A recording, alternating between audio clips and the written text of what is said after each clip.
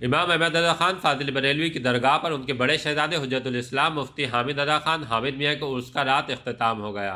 عرس کی خاص بات یہ رہی کہ تقریری مقابلے میں مدرسہ منظر اسلام کے چھاتروں نے انگریزی میں اسپیچ کی۔ نیپال سے پڑھنے آئے چھاتر ارشد رضا نے اپنی انگریزی کی تقریر سے سبھی سے داد پائی، تالیوں کے حقدار بنے۔ ہم نے بھی ان سے بات کی، پہلے آپ ارشد رضا سے سنیے انہوں نے حجت الاسلام پر کس انداز میں تقریر کی، وائس پرنسپل اور ساتھیوں نے کیسے سراہا، پھر ہم آپ کو بتائیں گے کہ شعر و شاعری کے مقابلے کا نتیجہ کیا رہا۔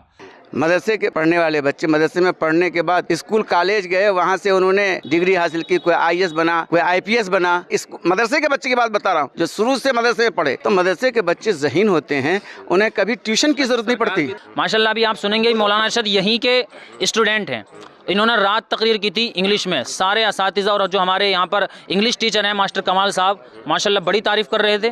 مائی نیم از محمد ارشد رضا انصاری اور میں رہنے والا ہوں نیپال کا، یہاں دوسرا سال سیکنڈ ایئر چل رہا ہے یہاں پہ پڑھائی کا۔ ارشد رضا آپ نے کس موضوع پہ تقریر کی تھی انگریزی میں؟ دا پروفیشنل سروسز مفسر اعظم ہند ریحان ملت ان دی کنٹری اینڈ ابراڈ۔ تو یہ آپ نے انگریزی کی تعلیم حاصل کی ہے اسی مدرسے سے حاصل کی؟ یس یس دس مدرسہ۔ تو کیا مقصد ہے آپ کا جب فارغ ہو کے، ابھی فارغ ہو رہے ہیں یا ابھی اور پڑھائی ہے؟ نو آئی ریڈ اونلی 6 ایئرس۔ تو کیا آپ نے اپنی زندگی کے لیے طے کر رکھا ہے، لائف میں کیا بنے گا؟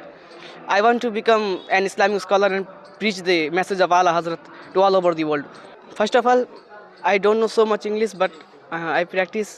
یہ ہے کہ کچھ محنت کری تب جا کے انگلش بولا۔ جیسے آپ میں جو انگریزی کا شوق پیدا ہوا وہ کس طرح سے ہوا؟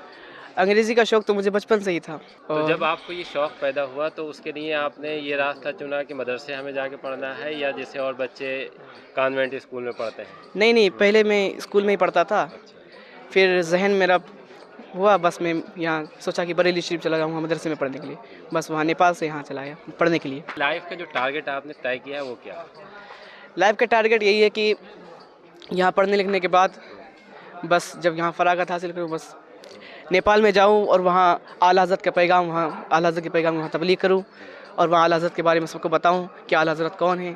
حجت الاسلام کے عرس میں جلسہ دستار بندی کی محفل درگاہ پر رات تک چلی۔ اس سال 156 چھاتروں کی دستار بندی کی گئی، ان میں 21 مفتی، 75 فاضل، 4 حافظ، 56 قاری بنے ہیں۔ علماء کرام نے فارغ ہونے والے چھاتروں کو مبارکباد پیش کی، ساتھ ہی حامد میاں کی شخصیت پر روشنی ڈالی۔ مفتی محمد سلیم نوری نے کہا کہ حجت الاسلام نے ملک میں بنٹوارے کے بعد امن کے قیام کو دورے کر کے کانفرنس کی۔